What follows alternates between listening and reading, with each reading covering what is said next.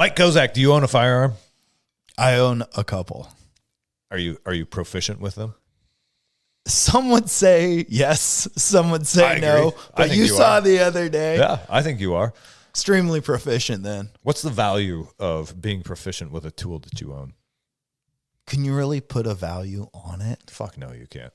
No. And that's what we're doing out at Training Northwest, guys. If you own a firearm but haven't had any professional type training, come out and see us. Training Northwest, LLC.com. I'll have our schedule for 2024 up the first week of January, and we will be holding introductory courses for both pistol and AR-15 rifle platforms, as well as level 1, 2, and 3 courses to sort of progress your technical skills and get you beyond that level of, I own a gun. Now what? It's sort of like, hey, I got a membership to a jiu-jitsu gym. I'm ready for competition. That was me in both aspects. I mean, 100%. My gun was so dangerous in that case, locked in my safe. You have no clue how good I was. Yeah. Wow. And you know what, guys? It's a little bit of, if you're a grown-ass man and you fancy yourself a protector, you have a little bit of inherent responsibility to your family, your loved ones, and your community to be a protector within your community because society's melting down a little bit. So along those lines, pursue a higher level of technical ability. And if you're in the Western Washington area, come see us in Granite Falls. And let's see. Oh, you know what? I was thinking about, I want to go take a class, and I got these janky ass iron sights. What could I do for that? Oh, you should definitely buy a Vortex Optic from us at Training Northwest. Yeah, that sounds really nice. Thank you for that, because I always forget we are a Vortex Optics dealer. And if you buy your optic from us, we give you a free zero session, let you run a couple drills out on the range because, again, I believe in your readiness and self-reliance, and so a new optic that isn't zeroed isn't worth a fucking penny. No. Because it's not ready to go. So I want you guys zeroed and ready to go the day you buy it. Okay, we covered Training Northwest. CompassionateViking.com, our best friend Tyler and his wife Vanessa are doing all kinds of awesome things out in Stanwood, Washington. It's almost too much to keep up with. Tyler, I think, is starting to host his own spiritual healing retreats, and he's someone that I certainly trust with my whole being. And so if that's something you're looking for, I would certainly look him up. And in the meantime, listen to his podcast, The Compassionate Viking, and I think it's on all the platforms. And then last, we got Allegiance holsters. And if you're carrying a sissy pistol. If you're carrying a sissy pistol, you can go ahead and put it in one of these inside the waistband holsters like Mike and I have. But if you're swinging a hog, go ahead and order yourself up an Allegiance holsters mankini. We're working on the design, and they will be on the website soon. Oh, yeah. Mike, this was a good episode. This was fun because you and I originally connected over nerding out on history. Yeah. It's fun to think of. We went history to current affairs. Yeah, but it's fun to think of where you've been and where you're going. You know, if you give me 2 points, I can tell you where the third point's going to be somewhere in that trajectory. And I kind of think of that a lot in history. And I find war history and just through conflict and warfare, it is interesting, but this started off as World War III talk. I had a huge boner for China, Japan's Navy. And then we kind of just divulged into what war could turn into. Yeah, well, hang on. You make a good point because there is a sense of World War I led to World War II. And a lot of the issues we're still dealing with today in 2023 have to do with political lines drawn at the end of World War II. Yeah. So... and a lot of historians consider World War I and World War II one conflict. So maybe World War III is just the continuation of that same conflict because of a lot of, like I said, just a lot of the current sort of flare-up is due to political lines and aspirations drawn at the end of World War II. Yeah. Yeah, to think of maybe who you are today. I mean, this is a long fucking intro. To think of who you are today, maybe it has something to do with who your grandfather's grandfather was. Yeah, who he 100%. was as a person, maybe the morals or how he worked, or, what that effect in the past can have on current times. It's interesting to think of that and how it's applied now and how we're in this situation, but maybe even more so to play that little mind exercise of what if and where do you go from here? If this is what's happening, where does it lead? Yeah. And what could be the best, what could be the worst, and get your allegiance holster and take some Training Northwest classes. There we go. All right, you guys enjoy the show. Okay, Mike, what have you been reading lately? Because you just mentioned that you've been back into the Pacific War history. Am I correct? That's true. Yes. Because it's happening again. Yeah. And I think about it because I think of where Japan is right off the coast of China, right? And so World War II, China was like our ally, but Japan was the foe, and they were that barrier to the Pacific, right? And they overran the Philippines, they overran Korea, they overran China. But now, post-World War II, it's different. Because once World War II ended and we defeated the Japanese took our constitution, but they adopted pacifism, right? That's their I don't know. We also sort of forced them into it. Right. NATO disallowed them from having, they have a defense force, but they're not allowed to have like an offensive capability. Right. But then you look at what they have. Like they have carriers that they're still, is it like a battleship? Is it called a destroyer or the smaller one? Destroyers are the smaller, faster ones. So they have a destroyer with a flight deck, which they say is for attack helicopters and stuff like that. But then it's got cannons, it's got anti-air, it has submarine. Yeah. And so I find that kind of interesting. But so Japan went with this idea of pacifism, right? And with us beating them in World War II, we did kind of set up an iron curtain into the Pacific. Like if you want out of China and stuff, you're going to get monitored. Originally, the Chinese government post-World War II is the nationalists with Chiang Kai-shek, correct? So it wasn't until the People's Revolution and Mao Zedong that the communists got into China. So we probably didn't know at the time that, we knew communism was a threat coming out of Russia. But we didn't know China was going to fall. We were heavily. Exactly. We were embracing our own little puppet. Yeah. Yeah. So it's like, okay, so after World War II, the United States and Japan have this alliance, AKA the United States has control of the Pacific Ocean, because that is kind of this. I mean, you have your islands, like your Hawaii, your the trade routes, basically. Yeah, your little stops. But like Japan is kind of the main, and then unless you go down into south, like the Philippines and stuff.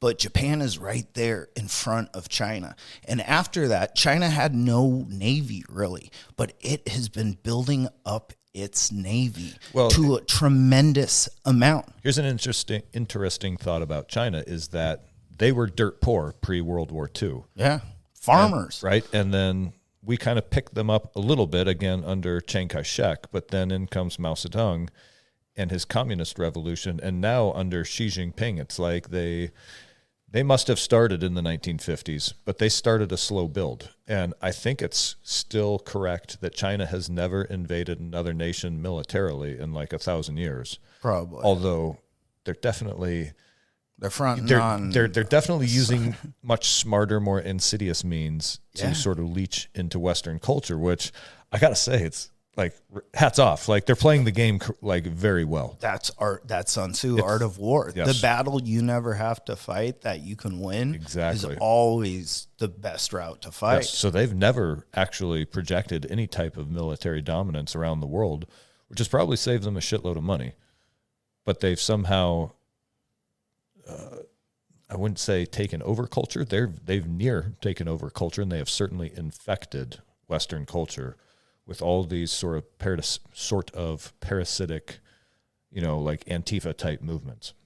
Yeah. Very, very similar to the People's Revolution that took China from just the like nationalists. what we do in foreign countries. Yeah, when oh, yeah, there's, 100%, like, a 100%. dictator, someone we don't want. We Yes. fund a rebel we force. are a victim of our own tactics rebel right now. rousing. Yeah, exactly. Yeah. But so then China keeps growing its military and its navy especially. And if there is going to be a war where, just say, I'm not saying there's going to be, but if things kept getting hotter, China seems to be the biggest foe that we have as they build up this technology, as they have alliances, ports, commerce, money, right? But if a war was to happen, like it would happen over, what is it? Hang on. Do you think we're just avatars in like a World War III virtual reality game? Oh, I'm player one. Yeah, all right. I feel like I can see how it's happening, though. I feel I know. like, It's like we've seen this before. Yeah, We've been through this game board. So that's what I mean. So you have China building up its military, and say it does go to war, to put people throughout the world, you need your Navy depositing soldiers, right? You can do aircraft and parachute guys in, but to have resources and invasions and stuff, two ways to invade, by boats. sea, or I guess three: sea, air, or land. But if you have to cross oceans, you're down to sea or air. Yeah. And sea, you bring, I mean, how many tanks can you bring on an airplane? But a battleship, you can bring a ton of tanks on board as cargo. So if a war was to really happen with China, I think about this, they would have to go through that Philippines, Japan. Hang on. I got to say, you're talking 2023? Just in the future, if it was ever to happen. I don't think conventional armies will ever square off the way they did in World War II again. At least not if they have to cross oceans. It would have to be part of it, I guess we're seeing some everything of that would be used in Ukraine on like a small scale. Yeah. But if it was, I think it's far more effective to go cyber warfare and attack infrastructure. You can you could cripple, like we're going to attack infrastructure. We talked about the electrical grid and how easy it would be to take it down, and it just completely collapses modern society. But then if you want to take it over, right? We're going to do that. Strike one is collapse infrastructure, right? Yeah, but think about your step two, send in the robots, dude, right? This is World War III, right? Step 3 after that is, well, whatever we've just blown up, destroyed, send in the robots with machine guns. Just drone warfare. Even that, after a point, you have to send people over there to go secure. Exactly. At some point when literally let the drones kill all the enemy soldiers and then just send your own people to sort of like go mop up the little pieces here and there. So what if D-Day? But hang on, I actually don't think you need to do that. And if you think about your like penny for penny or dollar for dollar efficiency, a cyber attack can cripple huge swaths of geographical area, right? Like you could literally take down a country by taking down its grid and its banking system. So but why then that why country is unobtainable. You need to be there to tap its resources. You have to set up your own infrastructure as being the invading country. I think you do.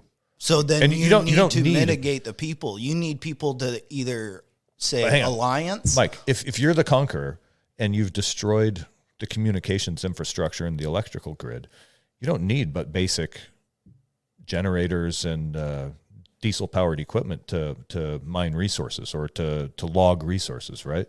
Like we are rich in both minerals, timber. What do you do with the people that are still left over there? Oh, so many will die so fast when the grid goes down. But then you're still going to have you've got an issue of like burying them in disease control. That's true. But then it's like, so at a certain point, it's like, so do I kill everyone in this country? Or do I get this country to kneel before me? No, the pandemic showed that most people in this country are compliant. You know? So you mean really, like an invading force comes and they're like, whatever you want. They obey authority. They obey authority. And a lesson we learned in the Middle East is that if I have bigger guns than you, I'm the authority. So that's all international politics really is who has the bigger guns, and you get to be the authority. That's what America is we became like the world but then bullies. You would have to, as that invading country, you would have to go through the streets and take away weapons. Like you would have to physically so you would need people. This is why You would globalists need support boats. gun control. You'd need boats. You need a lot of boats. To bring these people Yes. over to do this. Only after the fighting's done, though. Because you can't cross an ocean with a bunch of troop carriers anymore. You'll get nuked. Or you'll just get a bunch of cruise missiles, take down all your troop carriers. Unless... I don't think you can't hide on the globe anymore. It's become so difficult. Yeah, but do you think you get nuked? I mean, you'd have drones, you'd have flares, you'd have everything. You'd have to get people over. I think you finish the fighting with drones and with cyber attacks. But you know what they do when the fighting's done, then the people cross. But then they would just hide it on barges. Maybe. Instead of a Navy ship. Maybe I'd hide one in my ass. You know how many tanks I got in here? Yeah, but to get across, so if China was to unleash, I mean, why is everyone working so hard on their Navy? They want to take Taiwan, right? Oh, to control trade routes, yes, and they want Taiwan. Right? And they so claim Taiwan. If it goes World War III... Navies control trade. The first thing nothing has changed since the British, what was it, the Royal India Company, or what was the famous sort of mercenary fleet? Captain Jack Sparrow. Oh, son of a bitch. Now I feel like an idiot. I don't know. I don't know much about trade pirates. The Dutch East Indies Company. Maybe. Sounds right. Were they a spice company? Although that would be Dutch then, not British. Son of a bitch. All right, someone send an angry email to Jordan. Why don't you know this, Jordan? Yeah. Yeah, but for them to get out, for China to get out of the Pacific, it would be the opposite of World War II. It would be Asia defeating Japan first to gain access to the United States on the west side. Get even to Alaska. I mean, if you just went north and you invaded Alaska. I think they would just cut off, again, navies control shipping routes. I think they would cut off the shipping routes through the Pacific combined with a cyber attack. Well, okay, how about this? No goods are, like, think about how reliant we are on imported goods and food. Yeah. If you start cutting off, think about how thin. Think about how thin the border at Mexico is, like east to west. It's only a small swath of territory. They could take that over on the Chinese or on the Mexican side, close off the land border, close off the Pacific really easily, and now the entire west coast is vulnerable. Yeah. Do you think if Trudeau had Chinese ties and they started World War III, a good way for China to go would be take the sea and go up and invade Alaska because it's harder to get resources there? No, then Trudeau allows passage because he doesn't want to be involved in the war. He's neutral. Oh, and let them walk down through, drive down through. Wolverines show it, you know? I guess, if you can just drive down the freeways, sure. Yeah. Still need boats. I think there's a reason China is setting up such a huge navy. And I think it's interesting what you're seeing, even though Japan's a pacifist, what they're setting up as a navy. Like, do you think it's just to blockade Taiwan, or do you have a theory?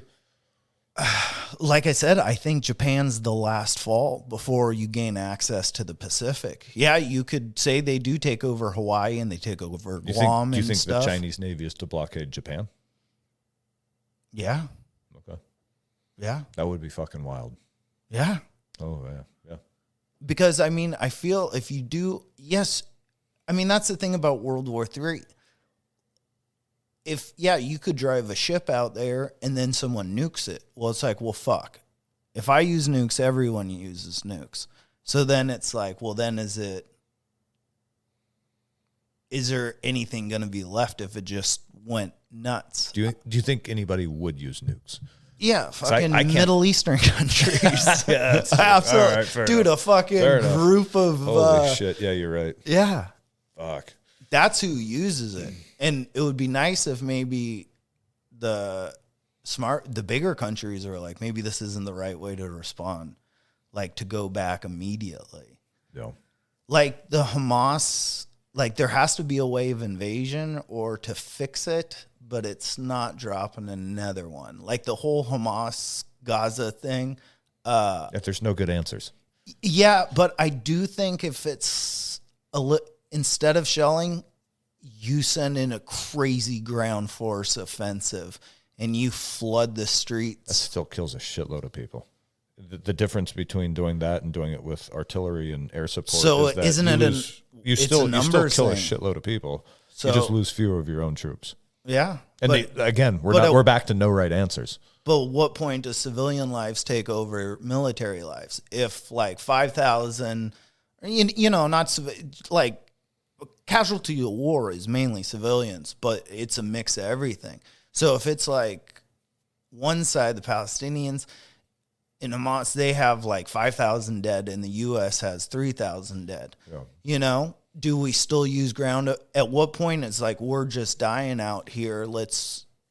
How do you make it? Is it even? So one of the things I remember from my time in the Army, and one of the things that really kind of moved me about being in a special operations unit, is that we had this document called Soft Truths. And I don't know if it was an official document, but I think it was truth number 1 is that people are more important than material.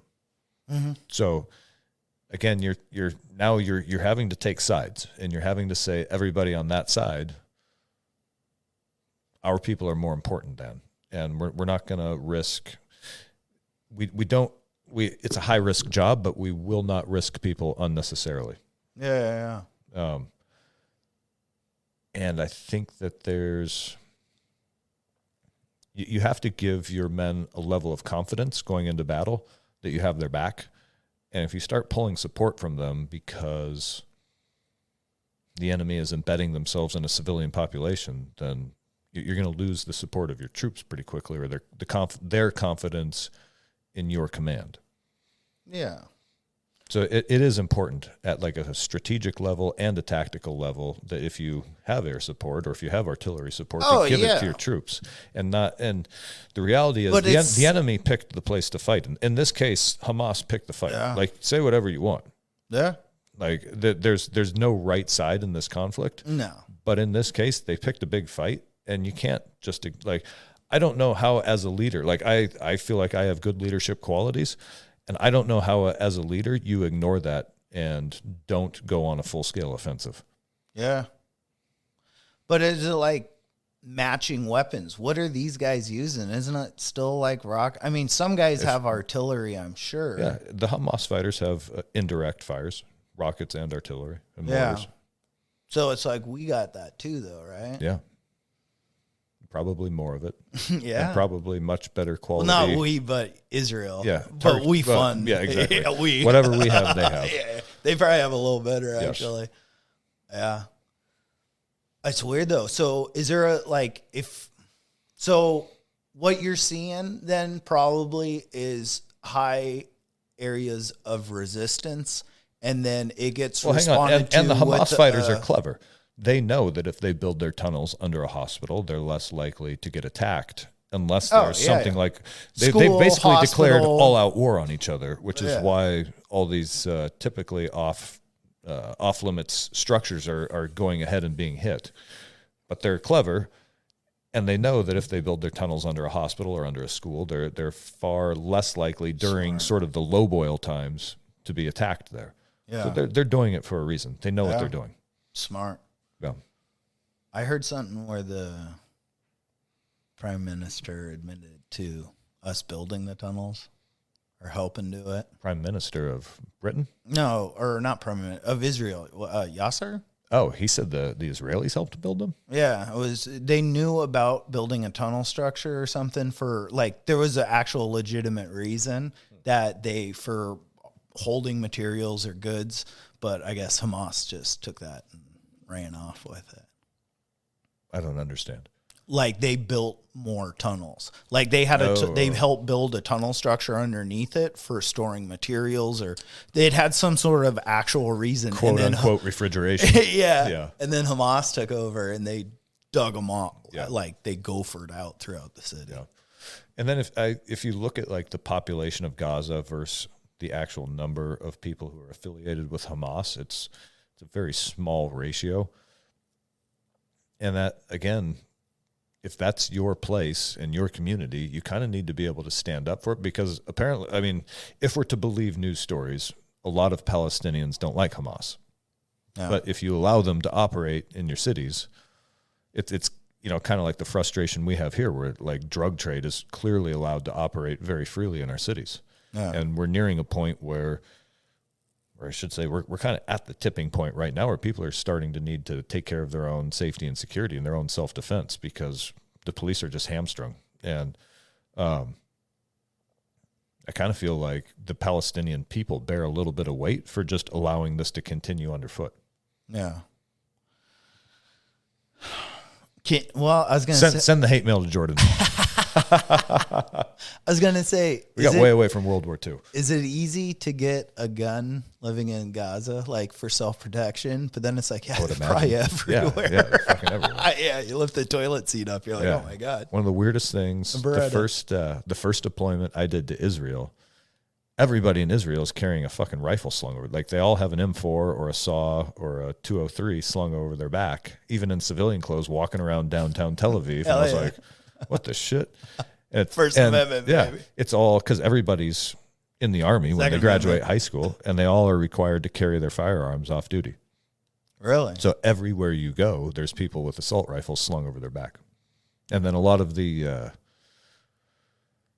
pilgrims are issued old World War II leftover stock. So you see a lot of M1 Garands and M1 carbines on the pilgrims when they come into the city. Really? Yeah. What a weird place. Yeah, it's wild. It's beautiful too. Oh yeah, that's Jesus's backyard, right? Yeah, and Muhammad's and all the guys.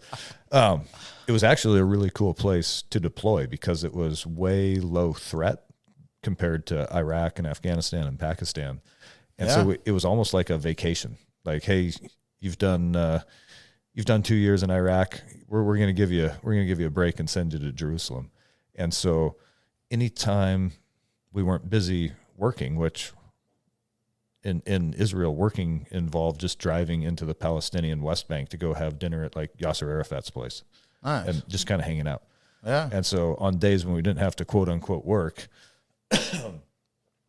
we just go be tourists, go see the old city, go to Tel Aviv, hang out on the beach, like just kind of like you could have like sort of a normal life. And it was like, wait a minute, we're like being paid as soldiers right now. R&R, it's all right. Awesome. Yeah, great deployments. What's the big city or the fun city? Tel Is Aviv. it Tel Aviv? Tel Aviv How is on far the coast. away is that from Jerusalem? I'm gonna say 70 miles. Okay, so Jerusalem's inland. Yeah. Okay. Yeah. Huh. Tel Aviv's fun, man. They have just this beautiful white sand beach, and it's lined with English pubs owned by British expats. And crazy. Last call is 5 a.m. So we would yes. So, and the sand goes right up to the edge of the pub, right? Yeah. And so we would go, start drinking and hanging out, and then somewhere 3 hours in, go swimming in the Mediterranean, splash around for half an hour, come in, get a beer, go swim, come in, get a beer until 5 a.m. And it's like, hey, you guys got to go home. Shit, all right. You just pruned like a raisin. I don't want to go. Yeah. That's funny. Yeah. Have you done Europe at all? I've been to Italy and Greece. I got really drunk in St. James Airport in Ireland. But I didn't get out of the airport. You probably weren't the only one. Oh, I've been to Germany. We spent a week in Berlin. That was fun. It was in the wintertime, and so the temperature was like negative single digits. Yeah. And the downtown area was just dead. Nobody out moving around, and so it kind of felt like we were in some like zombie apocalypse movie, like walking around, going to like Checkpoint Charlie, and all the none of the street signs make sense. Yeah, You're like, where the hell am I? Yeah, creeped out. Go past the Reichstag. And, there's a lot of history right there in just a couple blocks in Berlin. Do you like Europe? I really liked Italy. Greece was meh. Yeah. But Italy was I would really like to go see Scotland and Ireland. Germany was fun. Berlin was fun. Europe does nothing for me. Really? I haven't been, but man. I want to go to Asian countries for some reason. Thailand was great. You like Thailand? Yeah, and I went with Jen, so I wasn't there like chasing ladyboy hookers. But it's beautiful, man. The people are so friendly. Did you pet an elephant? Yeah. Good Thai food? Different. Oh, incredible Thai food. Yeah. And cheap as shit. Yeah, that's the thing. So many street vendors, and you just walk up and, for like, I want to say it was like 28 cents, get some chicken pad Thai or some showering Rama or whatever, Yeah, that sounds way better. Yeah. I would love to go to Vietnam for the same reason. I just want to go foodie touring through Vietnam. Yeah. Vietnam would be a fun one. And actually, you could go see a bunch of historical battle site stuff too. Yeah. So that would be an amazing trip. Have you done? Oh, Mike, first Enlightened Neanderthals. First abroad. Yeah. Both end up in prison in Vietnam. I got bit by a cobra, baby. Hey, Round Eye, go home. Quite low. Oh, man. Have you been to many historic battle sites? Yeah. So let me think about this. When I was in the Army in 2nd Ranger Battalion, we went to Korea. And at the time, there was a man named Ralph Puckett, who was the honorary colonel of the regiment. And he had been I think, battalion commander in the Korean War. Oh, shit. Maybe he was only a platoon leader. I think he retired as a colonel. I think he was a platoon leader of a ranger company in Korea. And so he actually walked us around the battlefield where he fought with his company. Jesus. And showed us all the positions, the defensive positions and shit, which now to think about that as a veteran, through his eyes, what that must be like to go back. And that was bitter fighting. I mean, we're talking stacking bodies and using them as cover as the days progressed and stabbing people with bayonets and whatnot. For him to go back to the exact place where it happened and just sort of look over that terrain. I can't imagine going back to Mosul right now and being like, yeah, this is where we got ambushed. And this is where the car got fucked up and I had to pull it. You know what I mean? Yeah. I'll never go back to Mosul. That's never happening. Yeah. But to go back to the battlefield where you fought such a gnarly fight and sort of wander around out there would be quite a trip. Do you think it's because he stayed in the military, right? And he moved up, so his job is to learn from those battles and to figure out what to do better. Yeah. And so for him, we totally go back through it. He constantly digs it. Yeah, he doesn't dig it. To physically go back to that ground is the part that's wild and see it. But that's what I mean. He's adding it together. Yeah. It's weird to be you have an event like that and you're like, I can make this better. Yeah. And I have family on the East Coast. So I think it was when I was in high school, we were visiting them and my dad took me on a tour of, I think it was at Antietam battlefield. Okay. Maybe it was Gettysburg. Maybe we did both, but it was awesome. Civil War, I would happily also go to the East Coast to hit the Smithsonian Museum and then do some Civil War tourism. My favorite is, what do they call it? The library or the row in DC, all the buildings. Phenomenal. Yeah. Phenomenal. But my dad's side of the family's from Pennsylvania. So I've done Gettysburg and a bunch of all those other, you drive down gravel roads and they're here's where this little Did you guys get the cassette tape and you have to plug it in? Is that what you did? Yeah. My uncle would love it, dude. I love it. Yeah. But we did the Gettysburg one and a couple others, and it was a ton of headstones, in the cemetery. You're like, wow, that's all from this battle. Yeah. But then you go onto the grounds and it didn't feel, I always thought ooh, there was this many souls lost here. It didn't feel it. It seemed like maybe nature kind of reclaimed it and hid those scars. Sure. But I was looking for the, wanting to walk through Anne Frank's house and be like, hoping for a ghost story. Yeah. But nothing. Oh. But yeah, battlefields are weird. It's weird to preserve them though. But it is nuts to think in one specific location. It's cool to go stand there on those fence lines and be like, imagine 500 men on horses playing a bugle and then charging at you. How many died in Gettysburg? God, it's in the tens of thousands, I think. It might even be 100. 100,000? I got to Google this. Hang on. Good luck getting service here. Talk about promotions. Yeah, 100,000 to think of, and it was, how many days was it too? That's I think it might have gone on for a couple of weeks. Really? Yeah, that's the other thing is, you know, in my mind as a kid, you think of a battle as one instance. Yeah, like, And then I went and 2 toured these in hours. high school, and you start to realize that, like, oh, it's a bunch of skirmishes that happen over a course of days. Yeah. 3 days. Jesus Christ. That's a quick battle, though. 50,000 combined casualties. Damn. So, and that's not, both sides. That's still a lot of people. Yeah. Well, yeah, especially considering the population then. That's always the thing you think about war, like per capita, that's a lot of fucking people. Yeah. Or like you think about, like, we all had COVID and everyone brings up the Spanish flu, but it's like, they're like, it killed 1 million people. And they do it today. And they're like, it killed like 1 million people. But it's like, yeah, but the population is nowhere near. So if you did magnitude, like times of, Yeah. But yeah, having that many people dying, it's weird to think, because it's like, as bad as World War II was, it's like, how many people, I mean, now I'm just trying to recall stats, how many people died in D-Day? You know, if it was a lot, what if it was 5,000? It might have been another 10,000. Now I got to look that up. God damn it. I bet you D-Day was less. I bet you it was like 5,000. No, D-Day was a lot. I mean, casualties as in hit or casualties as in killed? Hit, not KIA, both WIA and KIA.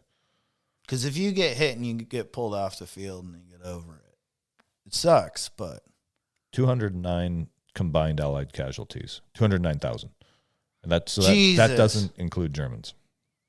So it's probably 400,000 to 500,000 total. God, on D-Day, well, that was a fucking battle. That was like a day, though, wasn't it?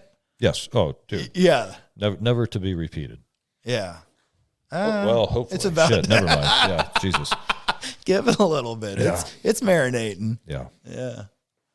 Yeah, it's weird to think you do to have an event like that. Like, we had 9/11 and it was 2,000 people, you know? Yeah. And that was, you know. Think about just sort of the density of, it's like 2 entire armies clashed across southern France. You know what I mean? In the first war of, like, the quote unquote modern warfare age, where they had air support, they had offshore naval gun support, they had artillery support, mortars, machine guns, and think about the density of humans and sort of the chaotic way that they were interspersed among each other, like with the airborne dropping behind the Germans and then the army coming in from the sea. Yeah. And so you just would have had chaos because there's no real established lines and you don't know who's in front of you or who's behind you or who's around you. And so for a couple days there, you know, the Band of Brothers series actually captured it very well. They're just sort of fighting through all, like, trying to get limited information, trying to move to whatever city you've been assigned to move to and just sort of fighting your way through. Yeah. It's fucking wild. Yeah. Yeah. Yeah. It's weird to think, like, if now, like, with communication and, like, take your iPhone or your iPad and follow this to this road, you know? But if you were... Yeah, that's right. Most of them were dropped off today. target. And so they didn't know, they didn't have maps or compasses. Yeah. Only officers did. And so they were literally like finding French farmers and asking, where am I? And just find 3 or 4 guys close to you when you land. Yeah. Try to figure out where the fuck you are. And then try to figure out what city your unit was headed to. And you can try to rendezvous with them there.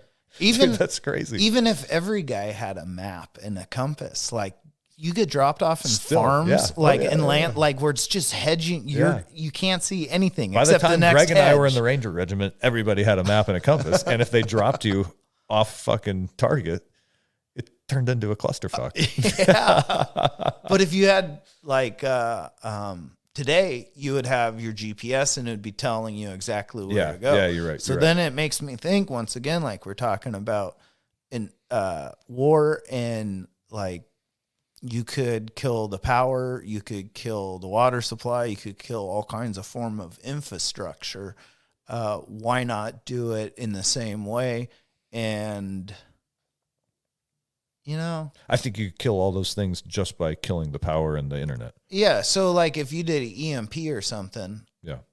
and electronics were obsolete, would your modern day war have to go back to like diesels? Oh yeah, you're right. You know? Yeah, probably.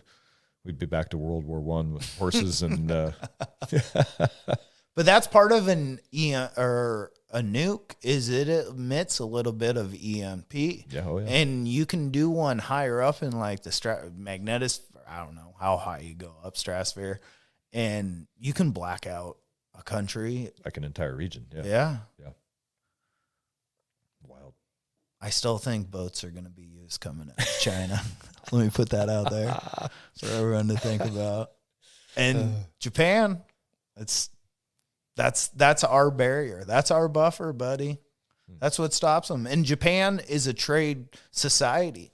Like the food, like you're talking about earlier, the food you produce, what they produce only feeds 34% of their society.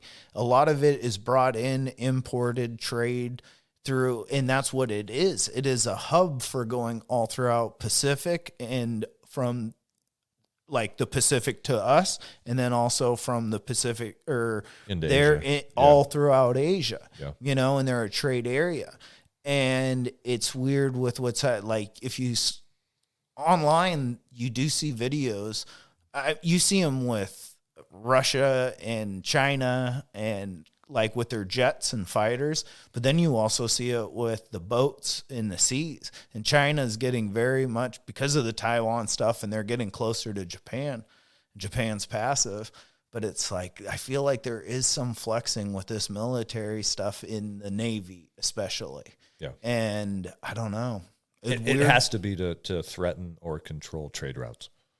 Yeah. That's what navies do. So then, okay, so maybe it does. I mean, then you look at, what do you have? Now I have cargo ships going with military escorts, and now there's a even more chance of an incident because you have a ship going, but they're like, no, I'm just escorting. Yeah, I don't know. I don't know. Let's take a pee break. Pee break. All right, we're back. And I'm still thinking about World War III. Good. Maybe to go with your idea of you would try and hurt infrastructure before you might do physical damage. Going on this, Japan is the last stop into the Pacific to the United States or all over the world.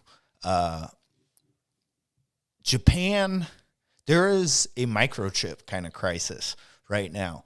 Yeah. In the way that China wants Taiwan. China makes all our stuff, and so they can kind of hold us by the balls when they want to. And Japan, their biggest export is semiconductors and for some reason transmissions. But I guess Toyotas are pretty really? kick-ass. Yeah, it's transmissions and semiconductors. Is seafood in their top 5? No. Maybe, God, do they really? A shitload of tuna fish comes from there. Really? I don't know. I get all my dolphin from there. Yeah. That little cove. Yeah, baby seals. Oh, if you want some baby good. seal meat, some nice fur slippers. Have you seen that movie, The Cove, where they trap dolphins? Oh, that's the awful. Japanese, and they go in there and they just stab them. And it's just, it turns awful. red. Jesus. The meat's delicious. Only good stuff. But if China did really flex their muscle, they would want all those semiconductors. They would want the resources of Japan. You wouldn't, like, if it was really World War III, I would bomb all the schools, but I would have big X's on the semiconductor plants not to bomb. Yeah. Because the resources, that's what I want. I have the people. Well, maybe a cyber attack is the way to attack infrastructure so that it's not destroyed if you can just turn it off. I think that's the biggest issue with all of our electronics being made in China. And like, think about how fast it was brushed out of the news cycle that an F-35 ejected its own pilot and then flew off into the Atlantic Ocean before crash landing. And if you back up 10 years, there was like a very short-lived story about how the electronics in the F-35 as it was under development were hackable by China because the electronics were made by China. Yeah. And there is no private company there. No. Everything is done. There's companies with different names, but they're all government owned and run. Yeah. So if the electronics made in China were compromised that went into the F-35 Joint Strike Fighter, then that means that the Chinese government has access to the F-35 Strike Fighter. Yeah. Which is why it makes total sense that it was, there was some little showdown going on. I can't remember where. God dang it. Maybe it was when China was flexing on Taiwan a little bit. But that was when the F-35 ejected its pilot and flew off and crash landed. And they were like, yeah, we don't know where it is. If anybody saw it fly over, call the hot tip line. $200 million Joint Strike Fighter. Going what? Anybody? No? Okay. We'll go check at the 7-Eleven down the street. It's out there somewhere. We'll find it. Yeah.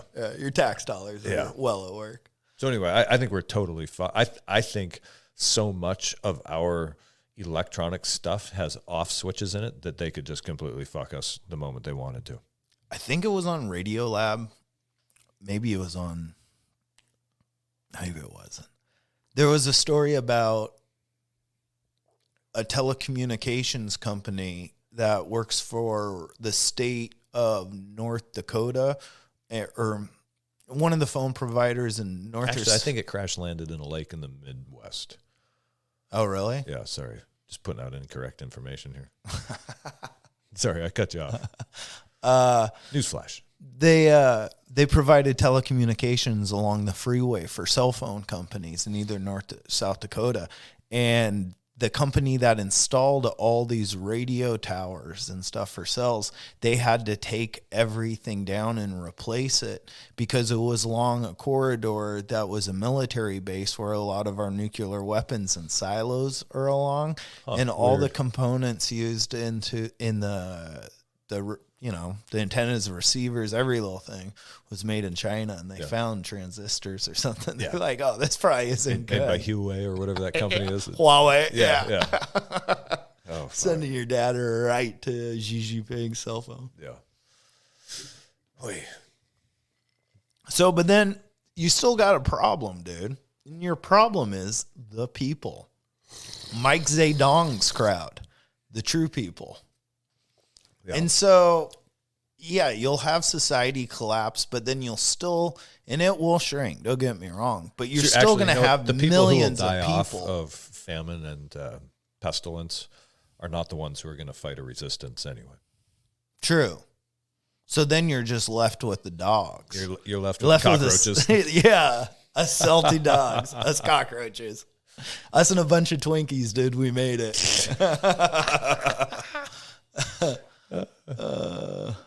But then what do you do with them? Because it's like, so now that's because you want to take over a country and have the people bow at your knee. But if the people that are left are probably the salty that are like, you fucked over my country. I'm Al-Qaeda. I'm living in the cave.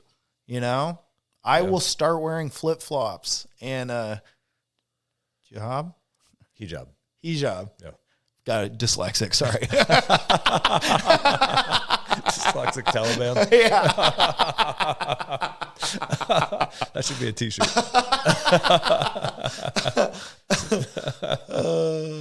But then what do you do with them? That's a good question. Do you kill them all off and replace them with your own population? But then it's like just draw. So hang on. Think about the orphan trains that came out west after after the push westward from the eastern seaboard colonies. Yeah.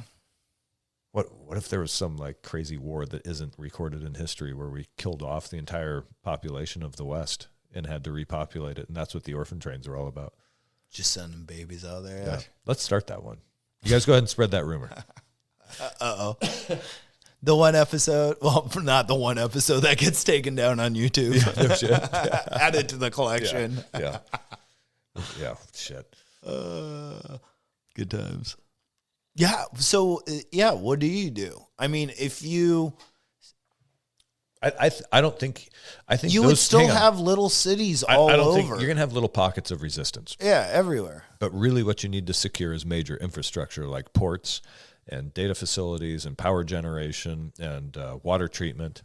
And so really what you're talking about securing is the major urban areas. So an invading country would come take over the dam. Yes. They would take over the airport. They would take over the Seattle docks. Yes. They would take over and then, just push all the people out. Which is exactly what we did in Iraq, right? So you take over the ports so that you can bring material in and out. And then you secure the trade routes by using convoy-type patrol or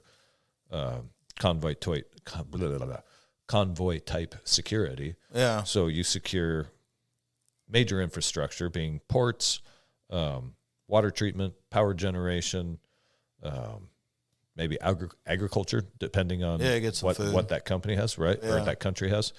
And then you secure the trade routes themselves by using vehicles. And you kind of just have to live with those pockets of resistance as long as they are not interrupting sort of major activities of the country. At least for a time. You could probably spend several generations attempting to pursue and wipe them out, but they will always be there. So, and maybe that's what.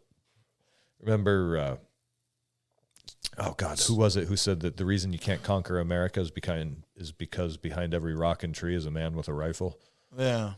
So that's kind of that's one of the reasons the Second Amendment is so important. It's not just to defend ourselves from domestic enemies. Yeah. It's also the fact that the mainland would be really fucking hard to invade because you're just going to have to fight the entire fucking population.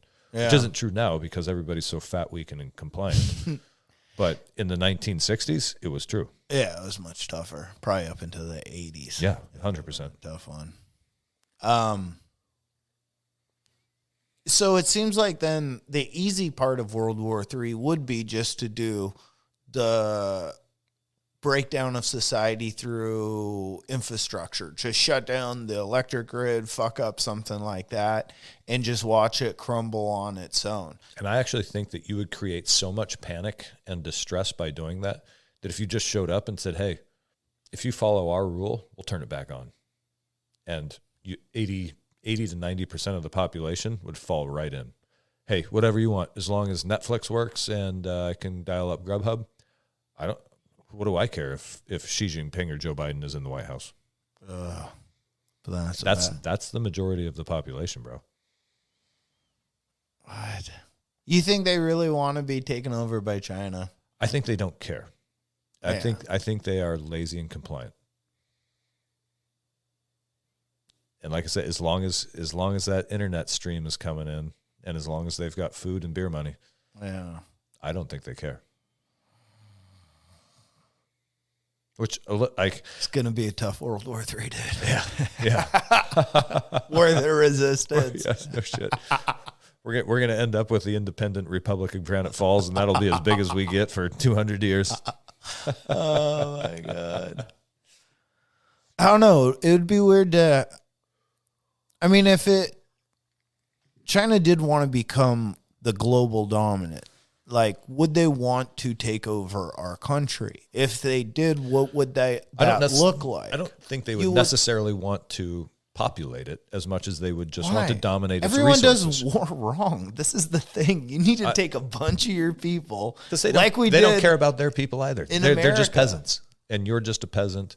And as long as they are living in opulence, talking about the national level leadership, as long as they're living in opulence, they don't really care how their people are living. Yeah, they just want the resources from other countries. Yeah. So if I was China, I would take it over, push all the people out of it, make it my farming community for China. All my food is there. And then the nice spots, I would just let the affluent Chinese people around me travel to. But if you do that's all I would do. You're not going to have even a defense force, and then someone else will look and be like, "Look how nice China got." Now maybe we'll have let's move in there and bring our liberal ideals and vote until it turns into a shithole of drug abuse and human feces. But what if you brought your bases over there, and that's where you did a lot of your training? You have a huge outpost. You own America. Just make it a military hub. You have military family. Sure, but I think really they just want the resources, and they need worker bees to mine them and log them and produce them. But then what stops those worker bees? You need a presence. Yeah. Maybe you just have some armed guards. I think you could literally march into the White House tomorrow and say, hey, we're in charge. Your life won't be interrupted, but if you fuck with us, we'll fuck you up. And people will be like, okay. I can't believe it's that bad. I think so.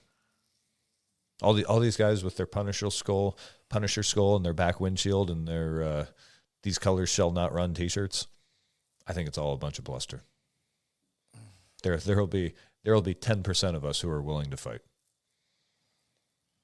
Yeah, but what about, first of all our cops? Which, to be fair, I think in the but first, if that happened to all our cops and military, all the people that are, they're all yes men. If the general says, you know what, this is what we're doing, then that's what they'll. Some of them, look at what happened when they made the vaccine a requirement. Think about how many people didn't want it but took it anyway.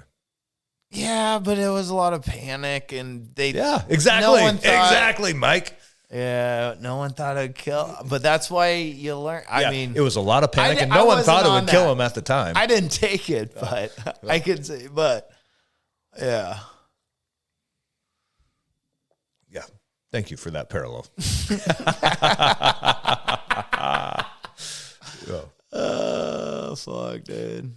Yeah, people are so conditioned to follow their chain That of just authority feels like or their a chain of command. That big line. All you have to do is get one general to say, like, yeah, that we're going this direction, and then he spreads that down to his colonels, and they tell that to their battalion commanders, spread it to their platoon sergeants, and nobody questions it. I feel like you'd have to have internal mutiny. They're so institutionalized. So institutionalized. We would be having mutiny right now. Like, it's very clear that the United States is being defrauded by our own government. Yeah. You know what I mean? Like, we're being fucking robbed blind by our own senators and our own House of Representatives and our own fucking president and his family. All right. And nobody is doing a goddamn thing, which means they are all compliant. Yeah. All right. Here. Everybody in a leadership position is compliant right now. So let's go even deeper, China. So I think about what would it, I think China bribing or having influence, like, I get the social media stuff and pushing things in front of you and culture and getting divisive and like grabbing your, I get how that works. But like, what would you bribe if you were a foreign country like China and you could bribe state elected or federally elected officials? Like, I guess you would bribe them for allowing business or things like that to happen. But then, like, how far down that rabbit hole would you do for, like, funding a rebels in a country that you want to overthrow the dictator? What are other things China would use to bribe people of power to get to happen? Yeah. So I think there's a lot of blackmail involved. And we have a system. So, like, when I had to get my security clearance, they're interested in two things: sexual history and financial history. Because what they're looking at, I'm serious. I fucked a goat and I ain't got no money. Exactly. What they want to know about is, did you bang like a male hooker when you were 18? Because that's something you can be blackmailed about. And then they want to know. What if you're proud about it? If you're proud about it, then it's not a problem. You'll get your security clearance. Yeah. They want to know about your secrets. Yeah. Because that's something you can be blackmailed for. Yeah. And they want to know about your financial history, because if you're in debt, you're easily, like, you have that stress hanging over you and you're easily bought off. So that's the two things they look at, which, when you think of that in context of Epstein Island, it's very clear what they're, a camera in every room. And then they would invite high-level officials and celebrities there, link them up with underage girls. So what's that camera there for? It's obviously a big-ass blackmail racket, right? And I've heard rumors from circles I used to run in that there are many more like it. That's just the one that the public found out about, right? You know what's weird about that is there was a lot of scientists involved. Yeah. All lot of science. Of people I listen to, and they're like, you know what's weird is a lot of people, if you listen to heady stuff with scientists that have podcasts, you'll hear, if you go back, you'll hear them talk about Epstein a lot, because a lot of people in those circles and thought. Well, because what is the number one tool being used to try to gain globalist control right now? Climate change. Yeah. It's the number one agenda. Like, COVID died and went away because everybody called bullshit. And now they're right. They pivoted right back to climate change, and now they're going hard with globalism because that's the only way to save climate change. I mean, also tech too, though. If you're Tech you want censorship control global, but they're monitoring, using tech censorship to push their agenda of climate change, which is like their thinly veiled agenda of sort of elite takeover. But I mean, censorship, but I also mean like software monitoring, like keystrokes, searching for words, taking pictures, audio recording, like true, like 1984 style. Yep. Like, I'm telling you, bro, this is Ready Player One, World War III. I just want a drone, though. I don't have a drone to compete with. I want a drone. It's because you're the drone, bro. But this drone would like one in the sky. This drone's got bad knees. If it really is World War III, I feel like your government should issue every citizen at least one drone. They're like, hey, they're coming at us. Yeah, here's your drone. Here's your drone and give them hell. Yeah. Come on, dude. I can do something. Oh, man. I'd be out there. But then if your government is bought off by the Chinese, you're never getting a drone. I'm so pissed. It's a bad Christmas coming up for Mike. If one entire political party is bought off by the Chinese, or in fact, the entire uniparty is bought off by the Chinese, I don't think they're going to pass out drones. So they'd put money in that. Into what? Drones? Well, no, drones, but like bribing, like the Epstein thing, like blackmailing and getting like using someone's secrets and flaws. And I think they would use it for that. But then what else? Okay, so you have control over someone, but what else are you going to bribe? Even my sense of bribery is also too just like, here's a bunch of money. Yeah, now do this favor for me. Greed. But what do you think that the favors China asks for? How does it? I think it's a lot of like white papers, like engineering, both software and they do steal tech trade. Exactly. They steal so much. You think that's I think that's a huge part of it because that's how they stay. That's why Trump put the tariffs on them. Yes, and that's how they maintain their technological equivalence to us. Is by stealing technology. Yeah. So I think that's the number one thing they're stealing. I don't think that sort of strategic plans, like trying to steal government, like the government's retarded. Who the fuck wants to steal? You know what I mean? Like, hey, let's steal the Biden administration's plans for the defense of America. Are you fucking kidding me? Get the fuck out of here.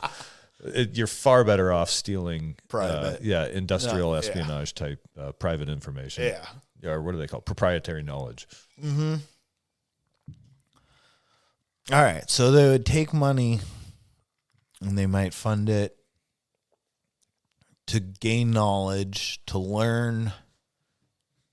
I mean, that's what they do. And that's their number one go-to. A lot of that proprietary knowledge will be military equipment, but less the deployment of it so much as what's really important is its specs. Like, what's its range? What's its payload? Far more important than how because once you know its specs, then you can pretty well come up with how it would be employed. Yeah. So then also, what else would you do in World War III to destabilize? You would use that money to gain knowledge, but then also you get a bunch of knowledge. What else are you doing? Like, this is World War III, and China's got this long-term plan, in theory. But once our overlords come here, we love you guys. Yeah. This is all just rabble-rousing. We're joking. There's part of me that's like, if they reinstituted traditional values, I might be all right with that. Yeah. You ready to put down the fork and grab the chopstick? Hey, we're going back to two genders. Roger that.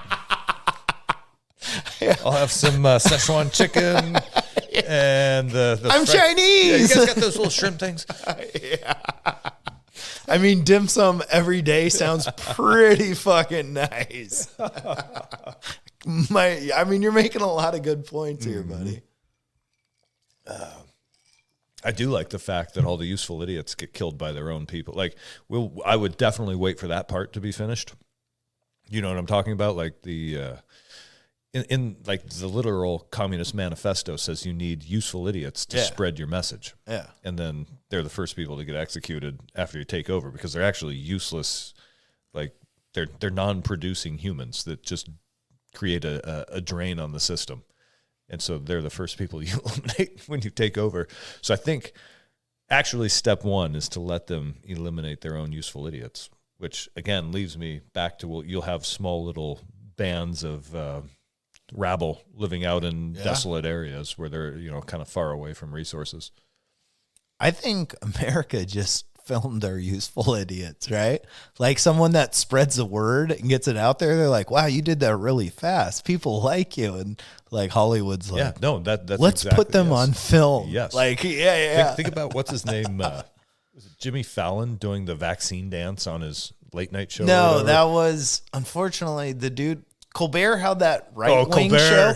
The Colbert Report was such a funny show. Like that right-wing approach he had was. But then wasn't he doing a vaccine dance on TV too? Yeah, but then now he has a late night show. Oh, and he got down on those knees. Vaccine. Yeah. And it was like, fuck. That and what's his name? Was it Bill de Blasio, the old mayor in New York? He was the mayor of New York. What is it? Do you remember that? Was it when the COVID was happening and the vaccine came out and he did a press conference in the morning? He's like, oh, I'm being told something new. He goes, this just in. I'm told if you get a vaccine, you can get this from your local burger stop. And he pulled out a thing of fries. He's like, these are piping hot. These are so piping hot. He's like, oh my God, best fry ever. He's like, and then someone goes, hey, Bill, there's more. He goes, there's more? Holy shit. And they hand him a cheeseburger. And his exact words he goes, oh, there's a burger element to this deal too? And they hand him a burger. This is literally a dancing monkey. Dude, get your ass out there on TV. Yeah. Holy shit. But it's like, use the useful idiot to fucking, that's your actor. That's your, I don't want to say Tom Cruise, but I'll say Tom Cruise. But those, 100%. Yeah. Yeah. But something, or I should say. Good acting. I don't know who's prevalent on Twitter, but think Alyssa Milano. You know what I mean? Like, what a fucking train wreck. And yet somehow... We're to believe she went super live. Yeah, well, we're to believe that she has the influence of the public. So now here's another weapon: is bot farms, because what they do is they make the public think that public opinion is far more behind these issues. Because someone like Alyssa Milano, everybody reads that and goes, Jesus Christ, but then it has however many 100,000 fucking thumbs up, and it's all bots. Yeah. Or it's 90% bots that don't actually. So they're actually swaying. Picture. Yeah, they're swaying public opinion. And bro, even on the Training Northwest Twitter site, like there's only a few followers because fucking I don't ever get on there, but they're all very clearly fake accounts. Like they have a little picture, but then if you go read, like it's like there's a couple red flags. Yeah, it's like this is not a real instantly. person. Yeah. So there's 35 people following it that are not real people. Yeah. Yep. So it's all bot farm shit, and that in itself is an effective way to sway public opinion just by other people thinking that, it's like groupthink. When people see, 100,000 people have given this a thumbs up. Like, you know what? I do kind of like that. I'll jump on that bandwagon. Yeah, go. Let's go. Yeah, I believe in this. Because they think that they're going with the group, but there is no group. The group is fake. So in doing all this, you're destabilizing the country. And that's actually, you know what? That's a great fucking point to make about destabilizing a country, is to make people believe that popular opinion is something else, because we are such tribal creatures. Nothing can be agreed upon. If we believe that a large majority of other people also think a certain way, then we're likely to just jump on that bandwagon just to get along, and be part of the in crowd. Yeah, if no one knows what the truth is, that's pure and I guess, chaos. Yeah, I guess that's the point of social engineering, and that's why Facebook was created by DARPA. What was it? FaceLog or whatever the fuck it was, or LifeLog. LifeLog shut down the day Facebook was founded. Oh, really? Yes. Yeah. Oh, yeah. You can, and that's like open source information. You guys can Google that. Is Google LifeLog DARPA, and you'll see that LifeLog is very similar to Facebook. Was created by Defense Action Research projects, or it's basically the branch of the government that comes up with all the new DoD concepts. So they created LifeLog, and on the day they shut it down, Facebook was founded and launched on the internet. I saw the Facebook movie with Jesse Eisenberg. I'm pretty sure I know what happened. He's my Tom Cruise. I haven't seen it. But anyway, that showed, like, when you talk about social engineering as a weapon, just the ability to sway public opinion is massive. So then, okay, so once you can take over a country without firing a shot just by swaying public opinion through through social engineering. We're channeling World War III through us. I feel like we're getting further down and answering questions. So once you completely dissolve the social cohesion, the norms, what you think is true is not true, just no one can agree on anything, therefore it's destabilized. So then what does it go from there? How does it keep deteriorating? If this is your plan, is to destroy social cohesion, where does that lead? What does that mean is the post of it falling? What's there to harvest? What's the objective right now? Yeah. Excuse me. I wonder if they're not intentionally crashing the dollar through just sort of unrest. Yeah. Because the dollar is also crashing right now. And, they're trying to say that inflation is slowing down and the economy is rebounding. It's not. Anybody who lives in the real world knows that the economy is tanking. Like 17%. Dude, I went and bought a couple snacks at the grocery store, like some apples and peanut butter and some eggs, and I think it was like $55. And I was like, you have got to be fucking kidding me. Time to go to Thailand. Yeah. Yeah. Yeah. The shit was that. Did Danielle just start your car? Yeah, she just started the truck. That was so loud in the headphones. Yeah. I thought we were getting strafed. Right? Yeah, it's starting. Yeah, World War III start. Oh my God. I'll see. So I think the short-term goal right now might be to crash the economy, crash production, and you also have. I've said it before. I believe that Joe Biden is an agent of the Chinese government. I believe that is why he has emptied out our strategic oil reserves, and we've also depleted a lot of our munition stockpiles by sending it all to Ukraine. How would it ever be found that these politicians are getting paid? How would you find a paper trail, or how would... I think they have the email trail. It's actually been established because it's been established that the Hunter Biden laptop is actually legit. It's not a plant. Yeah. It's also been established now that the Biden family took $5 million from a Chinese company, which all Chinese companies are state-owned and run, so they took $5 million from the Chinese government. Yeah. While he was the vice president. So we know that he's or at least he was at one point a paid agent of the Chinese government. Doesn't it seem like it should take more than $5 million for the Chinese government to buy you off? That's what our president. That's a great point. No. Just so that's old and a great dumb. point, which means that maybe that was just one of many transactions. Yeah, right? that's what I mean. That yeah, that doesn't seem like enough money to do trade with. So and if you look at the. Again, if you do you know Saul Alinsky's Rules for Radicals, or have you seen that video? It's like a famous video from the 1980s of a NKVD officer, or maybe it's a KGB officer, talking about the how steps. They're going to destroy America in the 80s. Yes, and, I know what you're talking about. One of the steps, and he's talking about how they'll use the education system to spread socialism. Yes. And then one of the steps... it has already been deployed in your country. Exactly. Yeah. And I think it's from Rules for Radicals, where he talks about demoralization. Yeah. And so what we're looking at right now, we are in demoralization, where people are being told that the United States of America is bad. We're a racist country. We are, what do they call it, like systemically racist and systemically fascist, which isn't true at all.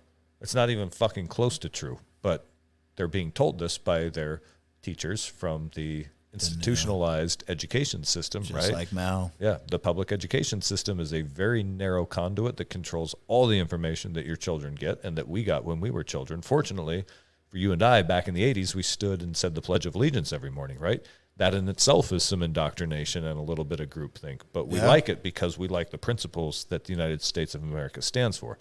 Now the kids are going through a different type of indoctrination, and that pipeline of information has been corrupted. Yeah. But I guess that's how you get destabilization. Oh, shit. Now we're learning. So you get destabilization, and then you get a separation from the old and the new. From the old generation to the next generation. We're back to my like speech to the old folks at Doc's Pub about the way to create a new order is you have to insert entropy, increase to break apart the old order. Again, happening right now with BLM, Antifa, the post George Floyd, all the Ferguson riots that started in like 2016. Yeah. So that was the entropy injected into the system, racial tension. Break apart the old order. Here comes Antifa, Black Lives Matter. What did they say publicly? Like their number one goal was the breakdown of the organic family or the nuclear family. There we go. Because what does that do? That creates all kinds of chaos. Yeah. So once there's chaos, you can create new order. You can't create new order from old order. You have to break apart old order with chaos. Then you can create new order to replace it. So right now we are in chaos.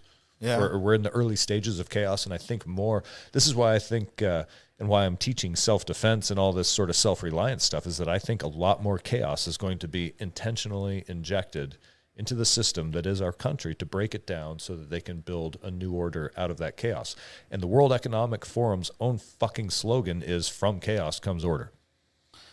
I think it's interesting to think that even the people that are ultra progressive right now in their late 20s, that the people that are 15 currently that are super indoctrinated maybe already, by the time they hit their early to mid 20s, they're going to be even more, because there's so much social chaos and disorder. There's no commonality or nothing to call a straight trajectory, that those people that are progressive now, their heads are going to be on the guillotine. Yep. And I mean that metaphorically and maybe even literally, because if you're constantly destabilizing what the people that are saying I'm right now, well, if everything is about you're wrong, you're holding something back, the new are going to be like, you're wrong and you're holding me back then. And the guillotine comes, when the guillotine comes out, it eventually comes for everyone. And that's cancel culture. People that complained about cancel, right? But that's the guillotine.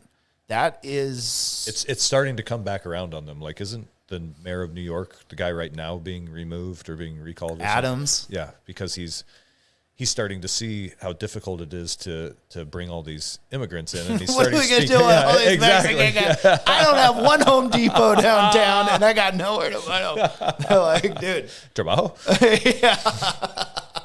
Oh, fuck, that's terrible. Because the reality is, if they're just coming here to work. Are you kidding me? I'm fine with people coming here to work. That's the reality. But go to any Home Depot around here. I think there's a lot of people coming here to not work.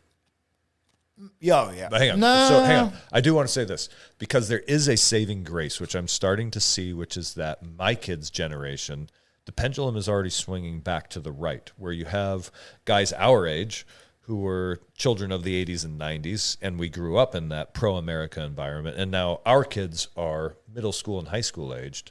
And so there's this generation, what do they call it, Gen Z in between us, which is where you have all the libtards and the far lefties and these people who think that somehow they're going to save the world by giving all their money to the government, like pay more taxes and the carbon goes away. Yet you don't have health care. Yeah, exactly. Fuck. Here's $100,000 bill for a hospital visit for pneumonia. Yeah. And so my kids' generation, they're starting to push back the other direction. And so my older son has been coming home with stories from school of he's like, well, one of my friends got suspended for telling a boy he should not be in the girls' bathroom, saying that it was bullshit. And I was like, did he really? And he's like, yeah, he got suspended for 2 days. And I was like, you know what? You tell that kid he's welcome to play at our house anytime, because he's standing up for what he believes is right. And I think history is going to judge him correctly. So if middle school kids are starting to do that, there's hope. They always say the pendulum swings, and Yes. maybe in my best accounts or hopes, maybe as that pendulum went super far one way, maybe China in this World War III saw an opening through influence and social media and how it's taken over, and they limit theirs. And I think it's coming in the next 2 years. So maybe, but that's the graces. Maybe the pendulum's starting to swing internally the other way. Human consciousness has to come in and be like, at what point are we talking complete absurdity, or how far brainwashed can you go? You know, maybe there is a human spirit, an American spirit of reckoning for a logical revolution. I think that entire generation has been indoctrinated to hate America. And I don't think there would be like a change of heart where they would jump on board and suddenly be like, you know what, we were wrong. And we see the invaders are here now, and we're going to fight for the red, white, and blue. I think they are so far indoctrinated from an early age that they would never change their belief. Yeah. Which again, useful idiots. And then they'd be the first ones that would need to be executed. Hate's the problem. Yes, dude. yeah, and they function on hate. But I mean, all around, all the wars, everything, it's based off of hate. Yeah. And hate is kind of based off of resources. You have more than I do. I want jealousy. That for me. Jealousy and and hate are similar vibrations. Yeah. It's all that kind of stuff and that's why when I go one world government, I always say, and Mike Zedong, but it's true. Christ. But I say it's like, I want it to be for the people where every person has a vote. That is, the government is allowing representation instantly and more. And it's like when you have, I think about this a lot more, that it's about people with control telling people without control what to do. And that is throughout history. And that's, in a way, I mean, we elected our government to happen. And I do think there's a proper form. You need institutions and a bit of a rule, but it's like, at what point is that rule starting to benefit off of the people it's ruling? It's just seems to be about power. Power is something that I think so corrupts, much. Yeah. Humans crave power and wealth. And what is power? It's having control over telling someone what to do. What is that? Yeah. And the ability to accumulate wealth for yourself. Yeah. But just wealth is just being able to tell a guy to do something because you have more money. Yeah. You do this, I'll give you this much. Yeah. But this thing means nothing. What means everything are the words coming from my mouth and you thinking it. But it gets backed up sometimes, like with a crew. I mean, look at Xi Jinping. His crew is a fucking bunch of guys with rifles standing right behind him. Yeah. But so that guy does have power. Yeah. And the power for those guys to follow him. But what gives them power? Just to follow them is the money, survival, and they get not power. only that, but an indoctrination from a young age. Like we are, even here in the United States, we're taught from a young age to do whatever you're told by authority, right? Whether it's a teacher or a police officer or, you name it. An adult. So think about how vastly outnumbered government employees would be versus private citizens. Even if every Just single, done. if we're going to square off in battle lines, even if every DMV and like wastewater treatment they'd facility, be 2 hours late. Yeah. They'd be on their lunch break. Yeah, I ain't fighting right now. But even if every single government employee showed up on the government side, you'd still outnumber them 1,000 to 1. Yeah. Maybe more. Yeah. And yet somehow we are all sort of cowed into just, at the end of the day, like, what happens if you don't pay your taxes? They send you a threatening letter. And you're like, oh, fuck, we got to pay this before they fine us. Because if we don't pay it before we get the fine, they'll send treasury officers to our door. And then what? It's like, when you start to think about it, like, think about this in terms of Baghdad rules. All right, you send 2 treasury officers to my door in the middle of the night. They better be better fighters than me. Yeah. And if they're not, I'm going to win. Yeah. You start taking, like, the attitude that we sort of gained fighting in the wars might be to their own detriment, because you start to realize that you're not that tough. You've got a couple guys with some equipment and you send threatening letters. Yeah, I'll fight you. Bring it the fuck on. Salty dogs. Yeah. Yeah. Do you think people would be more willing to pay if they felt 100%. it was If I felt my money was going toward infrastructure, which supports business, which supports the economy, and that small businesses were encouraged and supported, and not like over like the reality is that small businesses are disadvantageous. Is that disadvantageously? Did I just make that up? Disadvantageously. That's what I said. Yeah. They are disadvantageously Yeah. and disproportionately hampered by red tape because you have to be a major player to be able to afford all the permits and wetland offsets and carbon tax credits, and they just price the small business out. And then with COVID, they just went full fucking balls to the wall and shut all the small businesses down. Shut down and make money. I mean, I remember going in. Pay me your whatever you get. Yeah, I went into Home Depot in December of 2020, and it's like all the Christmas lights are on the shelf. The inflatable fucking Will Ferrell elf doll is on the shelf. Is that essential? Yeah. No, it's not fucking essential. It's just that it's Home Depot. It's a major player. They get to be open. They get to get business. And anything or any business owned by mom and pop has to close down because they don't have the money to fight it or to just be part of. They're not part of the club, just like George Carlin said. Do you remember? That's a great quote. That's a great George Carlin bit. Do you remember when they said like they had seeds marked off during COVID, like to plant garden seeds? Did they really? For a little bit, they had seeds. They definitely do not encourage self-dependence. And it was like, well, yeah, it seems so they want a country of dependence. Oh. Fuck. Yeah. How do you get good leadership? You have to find people who don't actually want to be in leadership and who believe in being accountable to the people they are leading. Will that even work right now?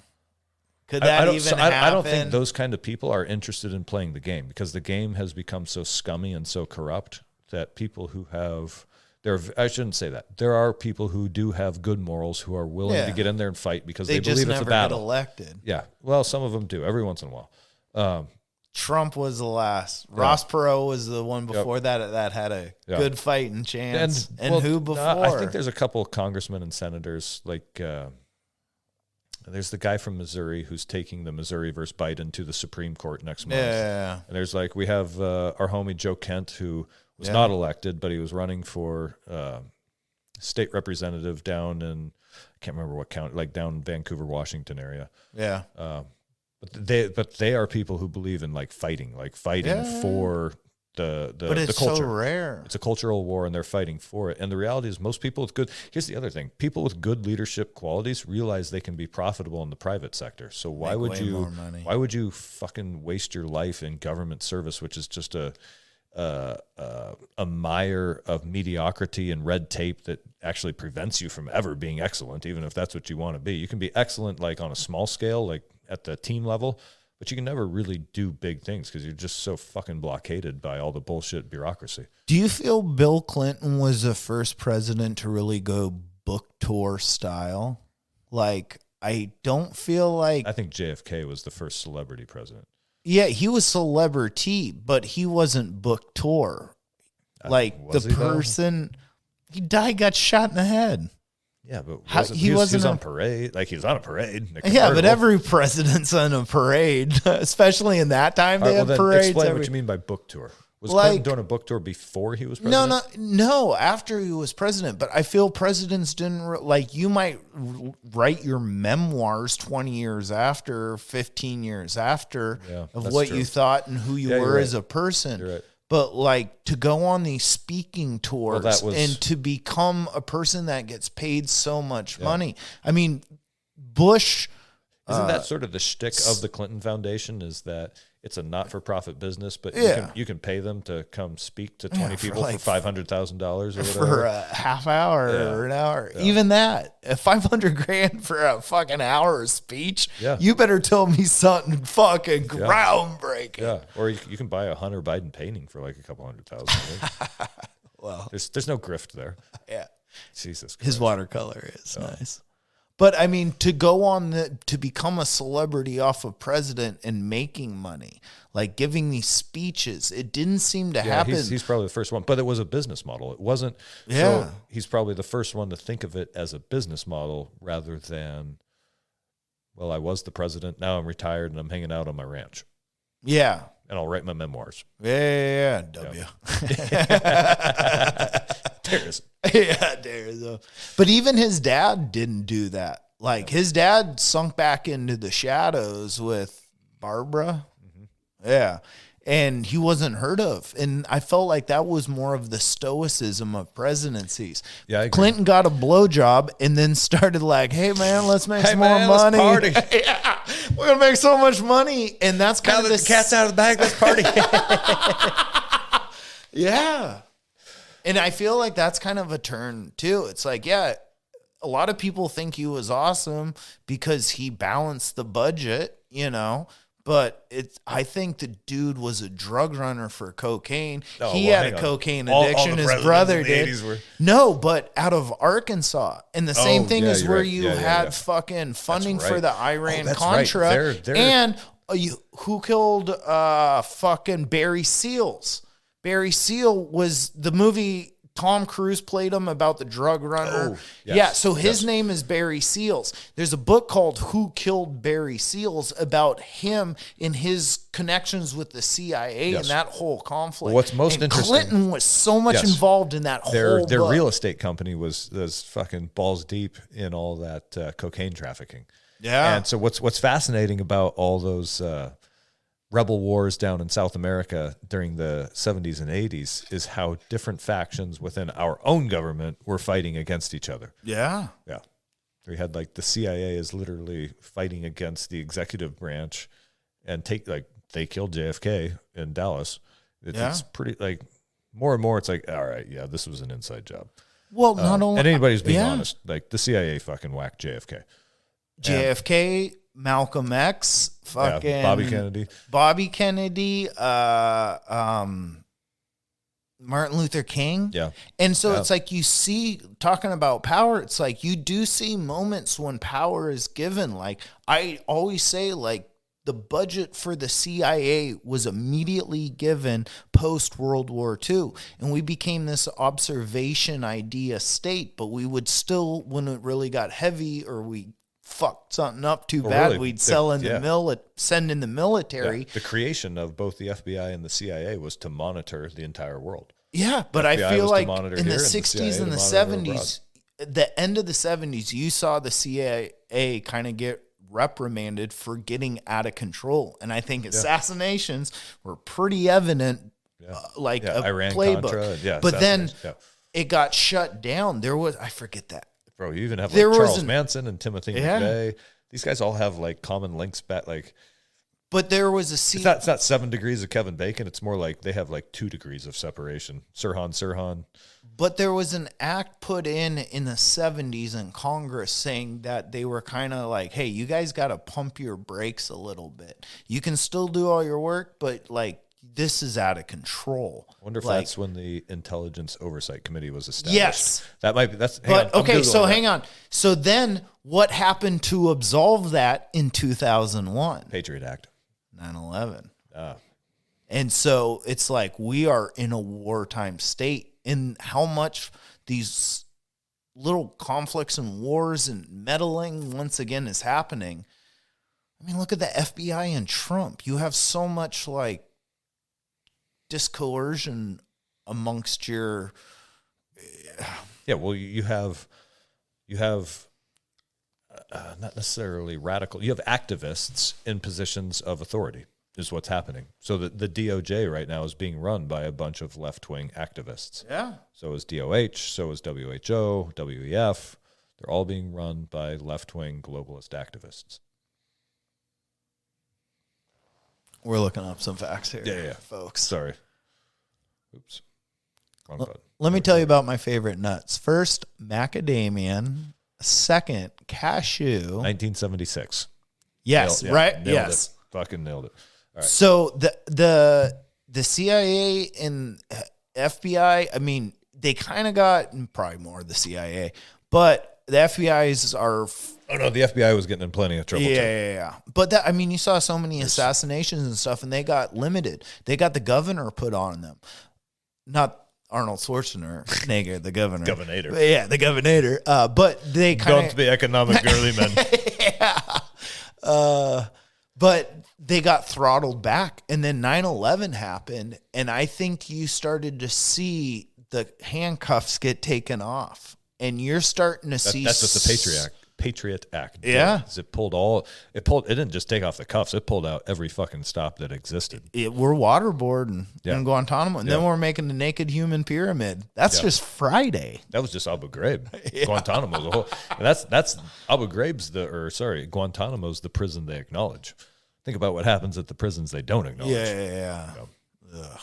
Fucking in the mountains of Estonia and Latvia. But I think that's also what we're seeing today with so much of maybe January 6th. I knew January 6th was going to happen before. I mean, yes, it was not on the news, but any podcast news show you listen to, they're like, dude, this is crazy. Hotels stop putting out rooms in DC because there's so many people instantly filling. They're like, we don't want to add to the situation. Yeah. If the hotels knew something big was kind of going on, you don't think the police, the Capitol Police knew? Thing. And here's the interesting thing again about indoctrination and the control, social engineering and the tight pipeline of information. So right now, the public narrative is that January 6th was a violent insurrection. What that means is that 50 years from now, when a kid is assigned a book report in 7th grade and he goes to the library and looks up, he gets on Google and searches January 6th events, all he's going to find are headlines of violent insurrection. So that's what history becomes, is that right-wing extremists attempted a violent takeover of the Capitol. When the reality is the police let them in. They just sort of wandered around taking pictures. A bunch of grandmas. Please show me the violence. The only violence was a police officer who shot that woman. No, it was two insurrections. It was one on the west side and one on the east side. And the east side was pure chaos and burning, and the west side was was it? Come on! It was just in. People chanting and shouting. Yeah, it was. They were lighting cars on fire. They were. I don't even think. There was no cars. They were literally chanting and shouting. They were chanting. They're climbing scaffolding. They went in. Dude took his fucking picture on Pelosi's desk with a cigar. Those people were welcomed in. Yeah, they didn't. They opened the gates. But then on the other side, it was even more so. They were just walking. Yes. They were. So it was kind of two different. The turnbuckles. Yeah. So it was so that makes me wonder, the whole Ray Epps opening barricades, everything, there's new video not having sufficient force. Yeah. And it's dude, you have a thing like this, and you don't even have a couple extra cops standing by. Yeah. Hey, this seems to be getting bigger. Everyone get in 30 minutes. Yeah. I was like, what? No, it's so fake. It's so fucking fake. Is oh man, here. Hey fellas. Is FBI, the CIA, is this what we're seeing is the effects of the Patriot Act post 9/11 and being scared and being you're seeing at all costs, terrorism and threats must stop. No. You're seeing left-wing activists in positions of authority take advantage of the Patriot Act. That's what's happening. Are they left-wing, or are they part of the system, and the system doesn't having a Trump in? They might align with left-wing in certain ways as, hey, orange they're guy yes bad. Men. They're yes men for the globalists. And a lot of them consider themselves left-wing activists. That's my opinion. I used to think I was a lefty.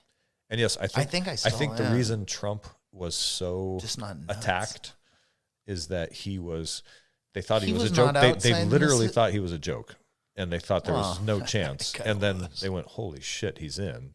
And now we have an outside, for the first time. That's what I mean, an outsider, more than anything. An not outsider left, from right. the uniparty. Yes, it's a outsider. uniparty. An outsider got in. Yes, that is what I see as holy shit, pull out all the stops. We got to get this guy out of here. Yeah. That's what I think. I don't think it's left or right. I think it's someone that is not it's ingrained in the system. And everybody thinks that they're on the right side. It's weird if you think about it. America just happens to be split 49-51. Yeah. That doesn't make sense. It's too convenient. Yeah. That's a weird puzzle piece. Yeah. 69.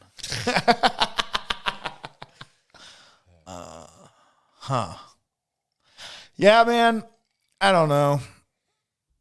The world's weird, but I think about this stuff all the time. It's just interesting to think of. It's like, you hear all those mybookie.com and you could do online betting. It's like, I'd probably put down $1,000 on the way I think World War III is about to happen. I did not expect it to kick off in Israel. I thought it would go to Eastern Europe. There's a lot of Jew hate right now. Yeah, I thought it would go. Those ovens are firing. Well, I guess Ukraine is Eastern Europe. I thought it would spread north out of Ukraine up through the old Iron Curtain. Yeah. But it should, dude. I feel like this is different Jew hate. Arabs, I mean, they didn't have the best relationship. When you look at old like Egypt slavery and stuff like that. I mean, they were kind of friends, but not it really. Was thousands of years, like thousands and thousands, and they kind of left the area and went more through Europe. And then there was Jew hate like from the 1600s to World War II that really ramped up. And that was the pinnacle of it. And then after that, it was like, we're going to put them back in the Middle East. And then it's like, well, shit, now it's starting up in the Middle East again. Yeah, if you look at it in a greater context, because we didn't grow up with it, it feels like it didn't exist. But really, there was just a short break. Yeah. You know what I mean? In the greater but context also of history. Region. Yeah. I mean, I guess Jews were hated in America when they were in the slums of New York mainly, but that was like late 1800s, mid 1800s. Yeah. And then it gets replaced by the Irish, and then it gets replaced, you know. Yep. And before them was it's just the whatever Chinese. the newest, poorest group of immigrants is the one everybody hates. Yeah. I mean, isn't that the Jew, the people without a home wandering the desert for, you know, that's the Bible or the Quran. No. That's Quran? Yeah, that's the Old Testament. Yeah, Torah. Is it? Not Quran. I think it's the Old Testament. Yeah, that's Torah. Torah is the Old Testament. I don't think the Torah is the Old Testament. I think the Old Testament is the Old Testament. No, the Jewish Bible is the Old Testament, and then the Torah is something different, though, right? I thought that's the Jewish Bible. The Quran is the Middle Eastern one, the Arab one. But I think Muslims and Jews both also ascribe to the Old Testament, and it's in a way. Then Judaism is the Torah, and we're going to start a holy war in Lake Stevens. Have you seen any protests locally? No. I mean, outside of Seattle or anything. Yeah. Hang on, let's go back to this because I think the Torah is its own book. The Quran, that's the Jewish. That's the Jewish Bible is the Torah. I think they all three major religions based off. They all ascribe to the Old Testament, and then they all sort of branch off from there. Is my understanding. Certainly not a religious scholar. I don't know much about the Quran or nothing but facts here on the Enlightened Neanderthals. I know Christianity and Judaism a little bit, and so those two books, but I don't know about the Quran. Okay, I can talk a little about the Torah, but not much. But it's old fire brimstone. Yeah, and they don't think there's heaven. Really? Which I was like, cool, I can get behind that. Bummer. What if this is heaven? Could be. What if heaven sucks sometimes? Could just be virtual reality. We need to do another episode on, I don't want to get into it now, but I think that what people consider God is collective consciousness. Yeah, that's my it's your bread and butter. Yeah. All right. Well, you know what? Let's tease it and end it there because it's getting late.